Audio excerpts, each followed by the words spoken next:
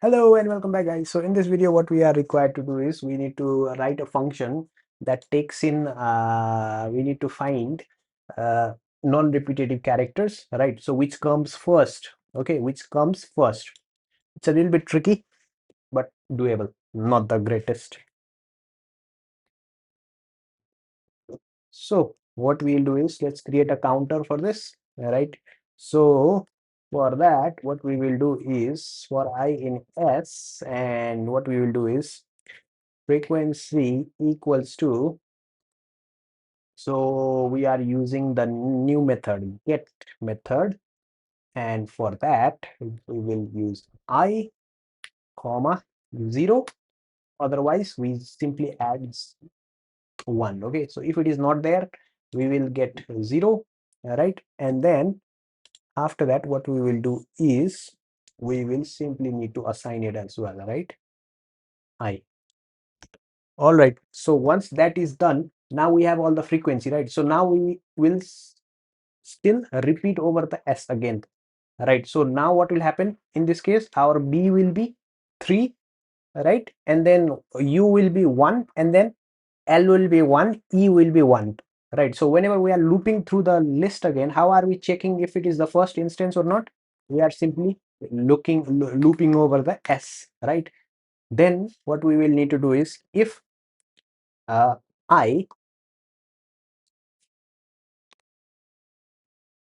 in, or if frequency of I is equals to 1, we will return what? We will need to return the alphabet of it, right? Okay, we just return I. So what happens? So B comes in. When we go and look up the V value in the frequency table, what will happen? We will see it's 3. Then the condition is not satisfied. Then we will check the U, and then that will be E1 as well. So that's the first instance of it, and then we return I. Okay, so another thing what we could do was we could sort it if it was like, since sorting also won't help, because you may be at the beginning, at the in the between of two B's, or it could be at the end, right? So that won't help. So to do that, to go through a sliding window kind of problem, we will need to loop over the whole string, right? So this is similar to sliding window problem. Okay, let's return what? If it is not there, we will simply return none, just to handle any edge cases. Okay, so this should be all right in my opinion. Okay, great. Let's submit our code.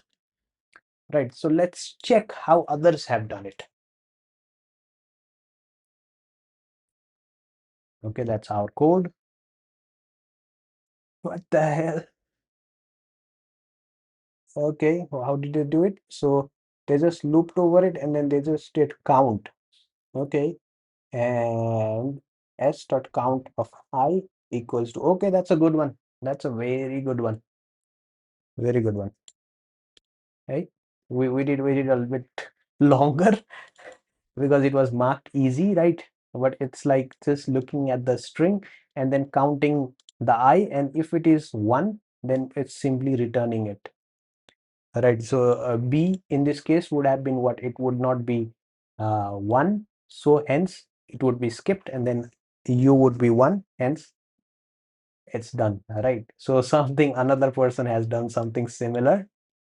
Right, next thing is another person has done something similar. Okay, so just looking at the count of it, count. Okay, a lot of them have used the count functionality. Yeah.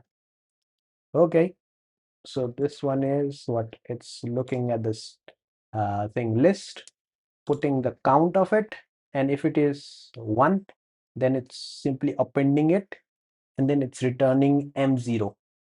Okay, that's also fine, but longer process.